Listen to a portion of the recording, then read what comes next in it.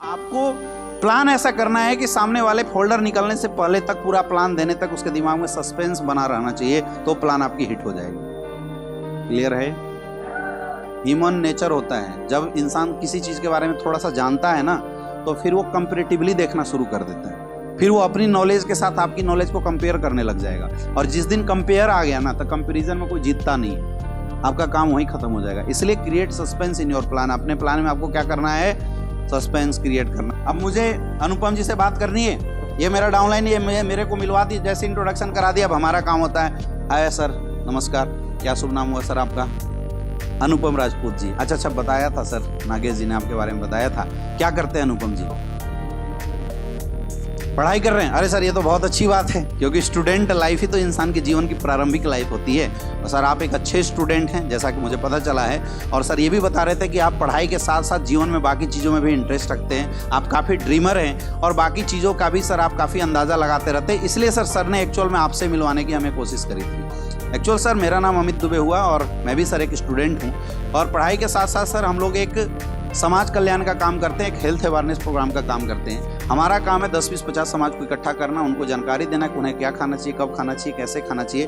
और इससे रिलेटेड एक समाज में हम लोग हेल्थ अवेयरनेस प्रोग्राम चलाते हैं, जहाँ पे लोगों को इसके बारे में हम लोग एजुकेट करते हैं, लोगों को इसके बारे में जानकारी देते हैं। और उसी से रिलेटेड सर एक डिस्कशन था जो आपके साथ करना था, इसलिए नागेश जी ने आपसे टाइम लिया था। सर, क्या आपके पास अगले 40-45 मिनट तक का टाइम है? दे सकते हैं ना? तो चलिए सर, आपके साथ कुछ डिस्कशन करते हैं। समझ में आ रहा है? अब फोल्डर निकाल रहा है। हमने क्या किया? नाम पूछा, काम पूछा, काम की तारीफ करी, किया, है ना?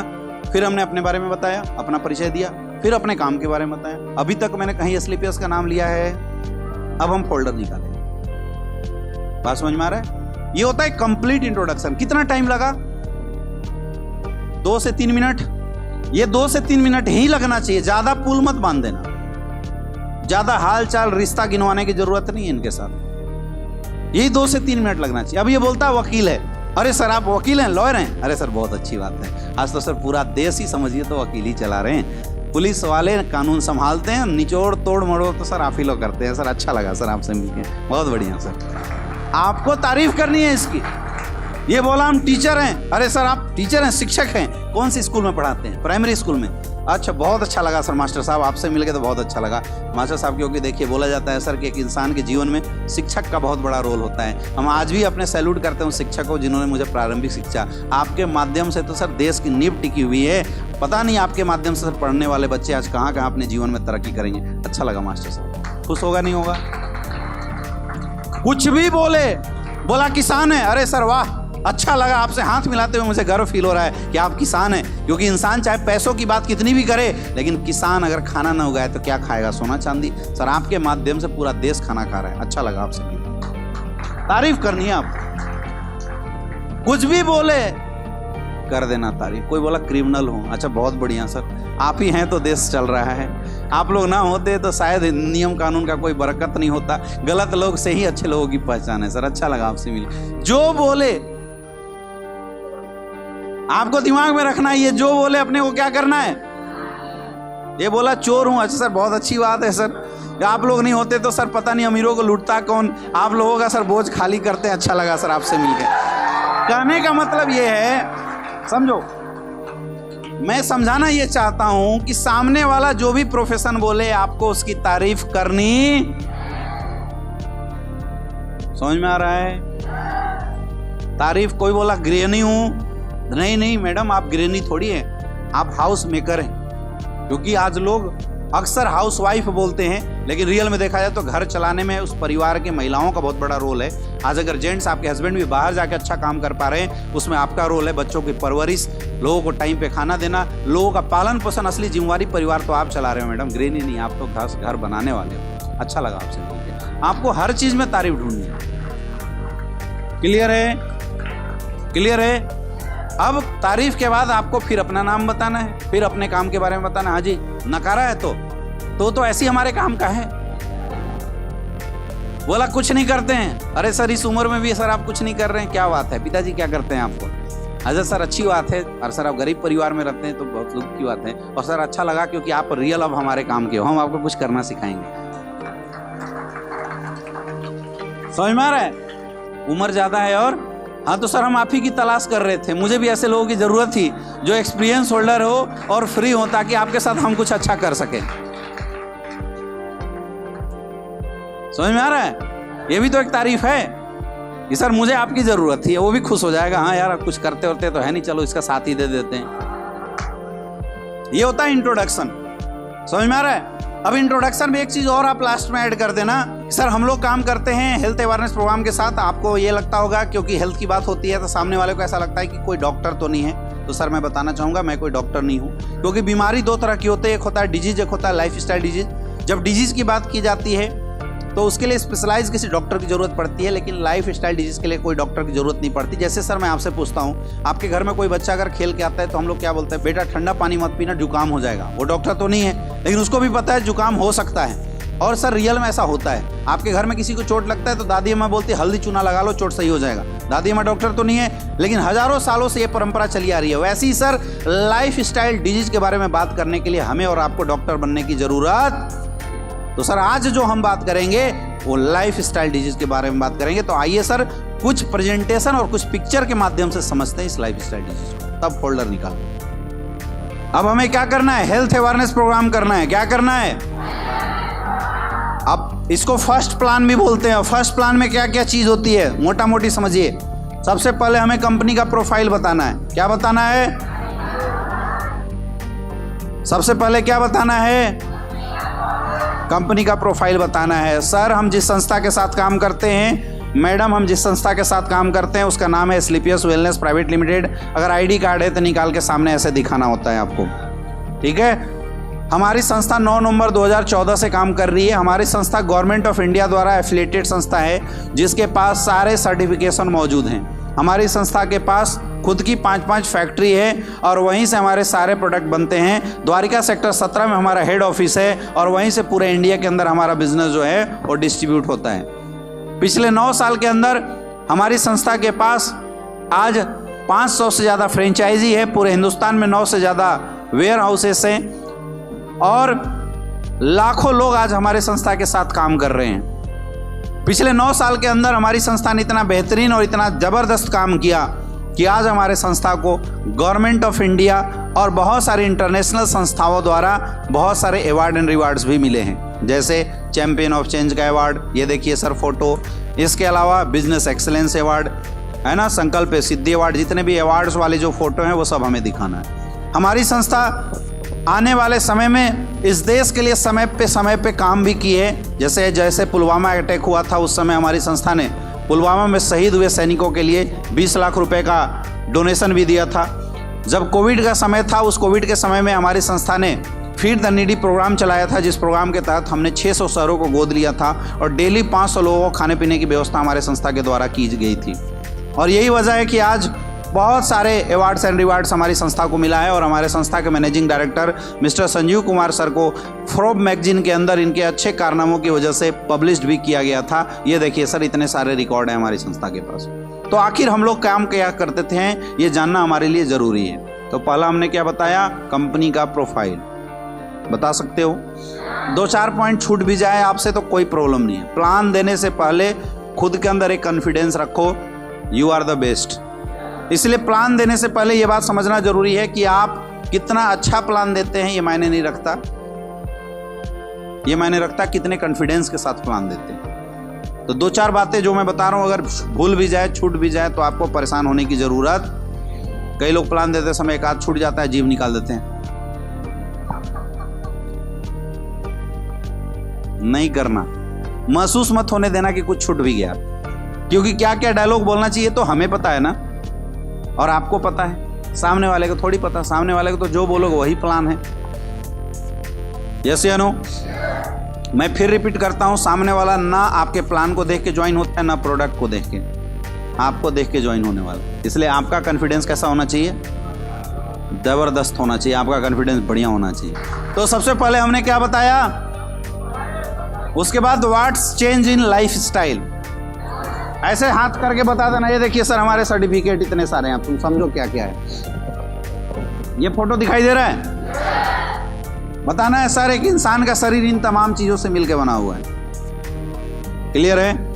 और एक चीज और समझो, फोल्डर हमेशा ऐसे पकड़ा जाता है। कैसे? एक हाथ में आपका पेन होना चाहिए और दूसरा हाथ ऐसे। कई लोग प्लान ऐसे देते हैं, ऐसे देखोगे दोगे तो सामने वाले को क्या समझ में आएगा? हमेशा जो रिटेन है वो किसकी तरफ होना चाहिए। और अगर आप टेबल पे बैठ के प्लान दे रहे हैं तो आपका फोल्डर थोड़ा ऐसे होना चाहिए। हमेशा जिस हाथ को आप ज़्यादा इस्तेमाल करते हैं, if you are left hander, तो आपके राइट हैंड में फोल्डर होना चाहिए, और अगर आप राइट हैंडर हैं तो आपके लेफ्ट हैंड में फोल्डर होना चाहिए, और राइट हैंड से फोल्डर ऐसे पलटना चाहिए। क्लियर है? This is the best way. कई लोग क्या है, फोल्डर पे ऐसे रख देते हैं और इत्मीनान से प्लान देते हैं। थोड़ा कष्ट झेलो, फोर्स के साथ प्लान देना होता है। आप आवाज में आपके जितना दम होगा, फोल्डर में जितना आप आसानी से रख दोगे ना, सामने वाला खींच लेगा। देना ही मत पूरे प्लान में। वो बोले देखे थोड़ा सा रुकिए, पूरा बता लेते हैं फिर देखना। क्लियर है? सामने वाले को पूरे प्लान में बोलने मत देना। वो अगर वो करेगा, मेरा एक सवाल है, कोई बात नहीं सर, लास्ट में पूछिएगा, अभी आगे समझिए। जब तक आपका प्रेजेंटेशन खत्म नहीं हो जाता है तब तक सामने वाले को कुछ भी बोलने का मौका, अगर वो बोले चुप करा देना। समझ में आ रहा है? उसका ध्यान अट्रैक्ट करने के लिए आपको बार बार अपने पेन का सहारा लेना पड़ता है। जैसे हम लोग प्लान देते थे, ये देखिए सर, एक इंसान का शरीर तमाम चीज़ों से मिलकर बना हुआ है। अब हम अगर अपना पेन, ये पेन रखते थे ऐसे हमेशा, और उसका नुकीला वाला पार्ट ऐसे निकाल के, है ना। अब हमने बताया सर ये देखिए इंसान का शरीर इन तमाम चीज़ों से मिलकर बना हुआ है ना। तो यहाँ लाने से पहले ऐसे करते थे। अगर ये सोने की कोशिश करेगा तो बात समझ में आ रही है?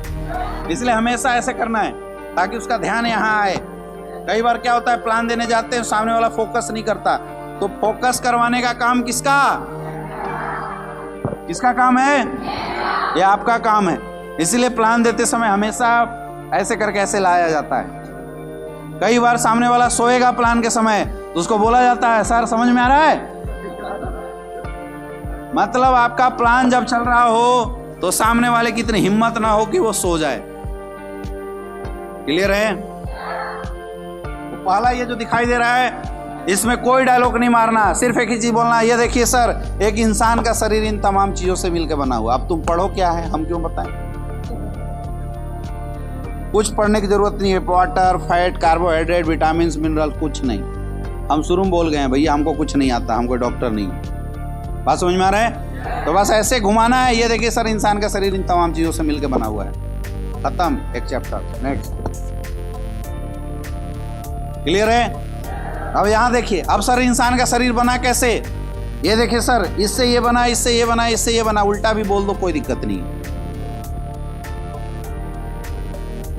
है ना।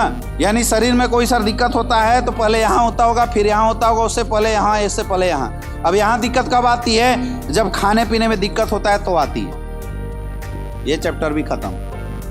आसान है मुश्किल है? आपको केवल फोल्डर पलट के डायलॉग जो मन में आए बोल दो। नहीं समझ में आया? अमित सर ने कुछ बताया था सर, आगे बढ़िए। यहाँ देखिए, मतलब बोलना है आपको, बस मैं बोलता हूँ बोलो, जो समझ में आए बोलो। क्लियर है? फिर यहाँ आना है। सर आज से अगर 50-60 साल पहले जाके देखते हैं तो एक इंसान जीता 80-90 साल। शुरुआत के 50-60 साल तक एकदम स्वस्थ, कोई प्रॉब्लम नहीं होता था, जीता 80-90 साल तक। लेकिन आज के रेट में सर इंसान वही है, आज भी जीता 80-90 साल है, लेकिन शुरुआत के 10 साल भी स्वस्थ नहीं जीता। आज के समय में दवाइयाँ लेना पड़ता है। ये देखिए सर दवाई है ना, ऐसे दवाइयाँ खाता है इंसान। ऐसा क्यों हुआ? आखिर ऐसी हालात क्यों आई? इस पर रिसर्च किया गया तो पता चला पुराने समय की बीमारी है। ये देखिए सर ये सब थी। ऐसे हाथ कर दो, हैजा प्लेग चेचक, हैजा प्लेग चेचक बोलो और ऐसे ऐसे हाथ घुमा दो। अब जब ये बीमारी होती थी तो गांव के गांव खाली हो जाया करते थे। लेकिन आज हम सैल्यूट करते हैं मेडिकल साइंस को कि आज इन बीमारियों से कोई नहीं मरता, लेकिन आज ये सब बीमारी है, सर्दी खांसी जुकाम। अब पढ़ो ना, क्या है तुम्हारा काम? आपने क्या करना है, घुमा के हाथ यहाँ रख देना है बस, और कुछ भी बोल दो, सर्दी खांसी जुकाम। अब सर ऐसा क्यों हुआ? इस पर रिसर्च किया गया तो पता चला जब भगवान ने इंसान को बनाया था तो खाने पीने का आइटम धरती पे दे दिया। तो पहले जो लोग खाते थे वो नेचुरल खाते थे। ऐसे हाथ घुमा दो। अब जब नेचुरल खाते थे तो मेडिसिन का काम करता था। आज हम क्या खाते हैं? ये देखिए ये सब खाते हैं, पिज्जा, बर्गर, मैगी। अब ये हमारे लिए स्लो पॉइजन का काम करता है। अब इसकी जरूरत क्यों पड़ी? देश आज़ाद हुआ था, देश की आबादी थी 50 करोड़, तो उस समय इतने फसलें उग जाती थी, इतने ज़मीनें हुआ करती थी जिसमें गोबर वोबर डाल के इतने फसल उग जाती थी कि बहुत आसान तरीके से लोगों के लिए प्रचुर मात्रा में फसल उगाए जा सकते थे। लेकिन आज पॉपुलेशन 3 गुना बढ़ गया। जहाँ पहले फल फूल उगते थे, फसल उगाए जाते थे, आज सब जगह घर बन गया। यानी ज़मीन कम हो गई, आबादी बढ़ गई। तो फूड का डिमांड पूरा करने के लिए पहले फसल उगाते थे, आज बनाया जा रहा है। ये देखिए सर, इंजेक्शन लगाया जाता है। आप देखे होंगे मार्केट में जो बड़ी बड़ी लौकी आती है, उन सब में इंजेक्शन डाला जाता है। अब जो फल फूल इंजेक्शन डाल के बनाया जा रहा है सर, वो कितना खाने में पौष्टिक होगा बताने की जरूरत नहीं है। आज सर कुकिंग मेथड बदल चुका है। आज जितने भी लोग काम कर रहे हैं, सब कुकिंग मेथड सबका बदला हुआ है। पहले के दौर में महिलाएं खाना बनाती थी, आधा घंटा 1 घंटा खाना पकता था, तो सर खाना के अंदर जो टॉक्सिक मटेरियल था वो निकल जाता था। आपने पुराने समय में देखा होगा कि महिलाएं जब चावल बनाती थी तो पहले चावल को पहले पानी डाला जाता था, उससे जब आवाज आने लगता था तब उसके बाद उसके अंदर चावल डालते थे। अब जब चावल डालते थे उसके ऊपर से जो पेस्टिसाइड डाला जाता है वही झाग के रूप में बाहर आ जाता है। लेकिन अब सिस्टम बदल गया, अब तो प्रेशर कुकर का सहारा है। तो अब कोई झाग आता है तो अंदर ही रह जाता है। 2 सीटी मारे तो चावल तैयार, 3 सीटी मारे तो दाल तैयार। आज इंसानों की भी हालत सीटी की जैसी हुई, 1 सीटी मारो इंसान ही गिर जा रहा है। समझ में आ रहा है? आपको ऐसे उसको क्या है, ऐसा एंटरटेनिंग बना के बात करना है ताकि सामने वाले को मजा भी आए और सामने वाला आपके काम को सीरियसली सोचे भी। पहले खाना बनता था तो लोग 24 घंटे के अंदर खाना खाते थे, लेकिन आज हम क्या करते हैं, आज हम लोग खाना बनाने के बाद फ्रिज में रखते हैं। अब सोचिए कि इंसान है, इंसान को फ्रिज में डाल दिया जाए, जिएगा मरेगा, लेकिन लाश बिल्कुल ताज़ा रहेगा, दिखेगा तरोताज़ा। लेकिन अगर आप निकालने के बाद 2 महीने बाद उसको बोले कि सांस ले सकता है, चलो चल सकता है, दिखता तो ताज़ा है लेकिन अंदर से वो मर गया है। वही फल फूल साग सब्जी अगर हम फ्रिज में रख के अगले दिन निकाल के खा रहे हैं, आप बताइए दिखने में ताज़ा है लेकिन क्या उसके अंदर कोई पौष्टिकता है? लेकिन हम लोग उसी को खा रहे हैं। बताइए बीमारी होगा कि नहीं होगा? आज जिस घर में भी देखिए कोई भी फल फूल उगाने के लिए पेस्टिसाइड का सहारा लिया जाता है। ये देखिए ये बंदा नाक में मास्क लगाया हुआ है, पेस्टिसाइड का छिड़काव कर रहा है। जो चीज़ सांस से अंदर चला जाए प्रॉब्लम कर सकता है, उसी को हम लोग खा रहे हैं। बताइए समस्या क्रिएट करेगा नहीं करेगा? पूछना है, सामने वाले से पूछना है। आज सर आपको पता ही होगा, जिस घर में भी जाइए लोग कोल्ड ड्रिंक का सहारा लेते हैं। अब 1 ग्लास कोल्ड ड्रिंक में 16 चम्मच जितना पानी चीनी पाया जाता है। अब अगर आपको डेली 16 चम्मच चीनी पिलाया जाए, जिंदा रहेंगे मरेंगे? यही वजह है कि आज कोल्ड ड्रिंक पीने वालों के लिए हजारों बीमारियां आज लोगों के सामने लाके खड़ी हुई। आज जहां भी देखिए पिज्जा बर्गर का जमाना है। अब बर्गर क्या है? एक रोटी है। हमारे घर में रोटी बनता है, सुबह बनता है, शाम को खाते हैं, शाम को बनता है, सुबह तक खत्म कर देते हैं। 2 दिन भी अगर रोटी रख दिया जाए उसके अंदर फफूंद लग जाता है। लगता है नहीं लगता है? लेकिन ये बताइए कौन सी टेक्नोलॉजी का रोटी है जो 2-2 महीना 3-3 महीने के अंदर फफूंद नहीं लगता? क्योंकि इसको बनाने में केमिकल्स इस्तेमाल किए जाते हैं, और वो केमिकल्स जो हम लोग हार्पिक के अंदर डालते हैं, टॉयलेट क्लीनर के अंदर डालते हैं, वो केमिकल्स इसको बनाने में हम इस्तेमाल करते हैं। अगला देखिए केक का टेस्ट कैसा होता है? मीठा होता है। आपके घर में चीनी गुड़ गिर जाए 2 मिनट के अंदर चींटी आ जाती है, लेकिन आप केक रख के देखना, ना एक मक्खी आएगी ना एक चींटी आएगी। होता है नहीं होता है तो मीठा। जानवरों को भी पता है इसको नहीं खाना चाहिए, मर जाएंगे, लेकिन इंसान फिर भी खा रहा है। इस केक को बनाने के लिए नेल पॉलिश में जो थिनर महिलाएं इस्तेमाल करती है उसका इस्तेमाल किया जाता है ताकि इसका टेस्ट खराब ना हो। आप उसी को खा रहे हैं, बताइए नुकसान करेगा फायदा करेगा? आज के ज़माने में लोग पिज़्ज़ा बर्गर का इस्तेमाल करते हैं। इस पिज़्ज़ा बर्गर को बनाए जाने में शैम्पू में जो केमिकल्स आप डालते हैं जिससे आपके बालों की सफाई होती है, वो केमिकल्स इस पिज़्ज़ा बर्गर को बनाने में इस्तेमाल किया जाता है ताकि ये खराब ना हो, लेकिन हम लोग उसी को खा रहे हैं। नुकसान करेगा नहीं करेगा? अब ये तो खाने पीने की बात थी, शायद इससे कोई बच भी जाए। ये देखिए वाटर पोल्यूशन, एयर पोल्यूशन, इसको कोई रोक सकता है क्या? मोबाइल रेडिएशन, आज हर घर में मोबाइल है। इंसान बीवी बच्चों के बिना रह सकता है लेकिन मोबाइल के बिना आज नहीं रह सकता। हालात ऐसी हो चुकी है। यस या नो? हाँ या ना? अब ये जो चेंज हमारे और आपकी लाइफ में आया है, इनकी वजह से हो क्या रहा है? इनकी वजह से कुछ नई बीमारियों ने जन्म लिया। अब यहाँ पे आना है और बीमारी का नाम देखो, जो मूड में आए बोल दो। सर देखिए पहला बीमारी हार्ट की प्रॉब्लम। आज हर 5 में से 1 इंसान हार्ट की प्रॉब्लम से मर रहा है। जिसको देखिए वो हार्ट की प्रॉब्लम से। आज 20-25 साल के बच्चों को हार्ट अटैक आ जा रहा है, ऐसी समस्या है। पहले लोग बोलते 3 बार अटैक आएगा तो मरेगा, लेकिन आज 1 बार में खल्लास, पता नहीं चल रहा है क्यों मर गया। हो रहा है नहीं हो रहा है? डायबिटीज की समस्या, हर 7 में से 1 इंसान को डायबिटीज की प्रॉब्लम है। पहले लोग बोलते थे डायबिटीज अमीरों की बीमारी है, लेकिन आज आप देख सकते हैं गाँव में लोग डायबिटीज से मर रहे नहीं मर रहे। आज अर्थराइटिस की प्रॉब्लम, हड्डियों का टेढ़ा मेढ़ा हो जाना। शायद ही आपके घरों में कोई ऐसा होगा जो 50 साल से ज़्यादा हो जाए और उसके घुटने में दर्द ना होता हो। है या नहीं है? किसको दर्द है सर बताइए? आपके घर में किसी को डायबिटीज़ है? किसको है? दादाजी को डायबिटीज़ है। कब से है? तो परेशान है नहीं है, अगर उनका समाधान मिल जाए तो कैसा रहेगा। अब दिमाग में बैठा लेना, ये हमारा कौन सा प्रोडक्ट लेगा, डायबोडोग। हर प्रोडक्ट के बाद, हर बीमारी के बाद पूछना है, आज सर मोटापे की शिकायत है, आज हर 5 में से 1 इंसान मोटापे से शिकायत है। आज हाइपरटेंशन जैसी समस्या, लोग टेंशन में रहते हैं। पुराने समय में माँ बाप बच्चे को पीट देते थे, एक बच्चा बात तक नहीं बोलता था, और आज अगर आप बच्चों को पीटोगे तो बस्ता चला कर मारता है माँ बाप को, उल्टा होता है नहीं होता है। गंदी गंदी गालियाँ बच्चे दे रहे हैं, क्यों? क्योंकि सब हाइपरटेंशन के शिकार हो चुके हैं। अब माँ बाप को लगता है ऐसा क्यों हो रहा है, भैया जो कोल्ड ड्रिंक, पिज्जा, बर्गर, आप प्यार मोहब्बत में अपने बच्चों को आइसक्रीम खिला रहे हैं, ये सब उसी का दुष्प्रभाव है, आपके बच्चों को हाइपरटेंशन हो रहा है। लेकिन हम लोग क्या है, खिलाए जा रहे हैं। कैंसर जैसी बीमारी आज आम हो गई है, जिसको देखिए उसको कैंसर हो जा रहा है। सर आपके जानने पहचानने वाले में कहीं ना कहीं आपने जरूर सुना होगा कि फलना को कैंसर हो गया, जो कि बिल्कुल स्वस्थ हुआ करता था। है या नहीं है? कौन है? पूछो। सर किसी को हार्ट की प्रॉब्लम है क्या? कौन है? पूछो।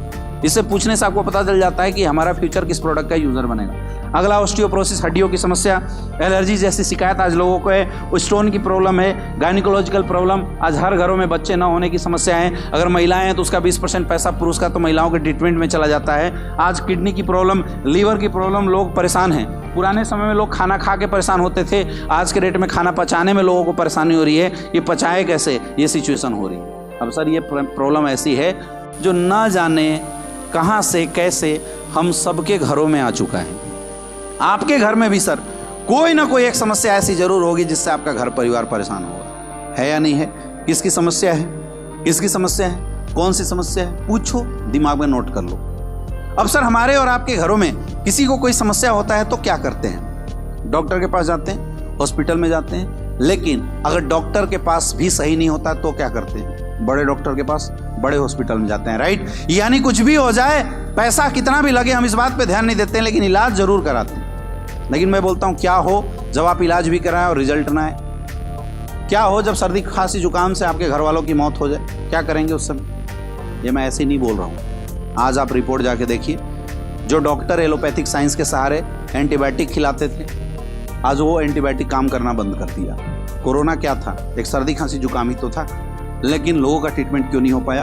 क्योंकि आज की डेट में वायरस बैक्टीरिया इतना डेवलप कर चुके हैं, एंटीबायोटिक भी लोगों पे काम नहीं कर रहा। आज हालत ऐसी हो गई है कि लोग सर्दी खांसी जुकाम से मरेंगे। आप याद कीजिए, जब हम लोग छोटे थे, सर्दी खांसी जुकाम होता था तो मम्मी पापा बोलते 3 दिन रुक जा, 5 दिन रुक जा, अपने आप सही हो जाएगा। लेकिन आज 5 दिन में नहीं, कई महीनों लग जा रहे हैं, सर्दी खांसी जुकाम खुद तो सही होता ही नहीं। पुराने दौर में किसी को फीवर होता था, 50 mg टैबलेट देते थे, बच्चों को तोड़ के टैबलेट खिलाया जाता था। आज वही mg जो टैबलेट है 600 700 mg की टैबलेट है। आया ना? यानी हालात ऐसे होने वाली हैं कि आपके घर में किसी को सर्दी खांसी जुकाम होगा, आप हॉस्पिटल में लेके जाएंगे और उसकी जान चली जाएगी। क्या करोगे तब? सोचिए, ये बहुत बड़ा मुद्दा है।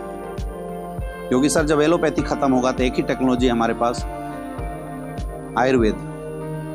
क्योंकि आयुर्वेद इस्तेमाल करने वाले को सर्दी खांसी जुकाम नहीं होता, आयुर्वेद इस्तेमाल करने वाले को कभी भी कोई साइड इफेक्ट नहीं होता। तो मेरा एक रिक्वेस्ट है सर, इस हेल्थ अवेयरनेस प्रोग्राम के साथ आप अपने घरों में आयुर्वेद इस्तेमाल कराना शुरू कर दीजिए। लेकिन आयुर्वेद के साथ सबसे बड़ी प्रॉब्लम यह है कि आज आयुर्वेद ओरिजिनल मिलना मुश्किल है। सर हमारी संस्था ने इस चैलेंज को एक्सेप्ट किया और हमारी संस्था ने लिक्विड प्रोफाइल आयुर्वेद लोगों को प्रोवाइड कराया। अब सॉलिड लिक्विड में अंदर क्या है? सॉलिड चीजें चूरन होता है, जल्दी असर नहीं करता है, लिक्विड चीजें जल्दी असर करता है। लोग आयुर्वेद से दूरी इसलिए होते थे क्योंकि चूरन मिलता था, खा के असर करने में टाइम लगता था। लेकिन हमारी संस्था ने 20 साल रिसर्च करने के बाद एक ऐसा सिस्टम बनाया जहाँ पे लिक्विड प्रोफाइल आयुर्वेद को भी स्टोर किया जा सकता था, और जिसके रिजल्ट बड़े अच्छे हैं। आज हमारी संस्था के पास 5 कैटेगरी में, 7 कैटेगरी में टोटल 150 से ज़्यादा प्रोडक्ट हैं। हेल्थ अवेयरनेस खत्म, अब हमें कहाँ जाना है? अब एक एक करके प्रोडक्ट के बारे में बताना शुरू कीजिए। मोटा मोटी प्रोडक्ट बताइए, ज़्यादा डिस्क्रिप्शन मत दीजिए। ये देखिए सर, हमारा पहला प्रोडक्ट है इम्यूनोडॉग, रोग प्रतिरोधक क्षमता को सही करता है, इम्यून सिस्टम से रिलेटेड। और हर प्रोडक्ट के बाद एक डायलॉग जरूर देना है, सर आज हमारे प्रोडक्ट के रिजल्ट काफ़ी अच्छे हैं, बहुत शानदार रिजल्ट है सर हमारे प्रोडक्ट। ये सर हमारा थंडरबोल्ट है, किसी को बच्चे नहीं हो रहे हैं, उसमें मोटा मोटी प्रोडक्ट का डिस्क्रिप्शन आपको बताना है। पहला मैंने बताया कंपनी प्रोफाइल, दूसरा मैंने बताया व्हाट्स चेंजिंग लाइफ स्टाइल, फिर मैंने बताया अभी हम लोग क्या खाते हैं जिसकी वजह से क्या क्या बीमारियां हैं, what are the side effects of bad foods. फिर मैंने बताया हाउ वी कैन रिकवर, हम लोग कैसे रिकवर हो सकते हैं, तो आयुर्वेद के बारे में बताया। और मैंने थोड़ी सी आयुर्वेद के बारे में डिटेल बात करी। इतना अगर हम बात कर लेते हैं तो हमारा हेल्थ अवेयरनेस जो प्लान होता है वो परफेक्ट हो जाता है।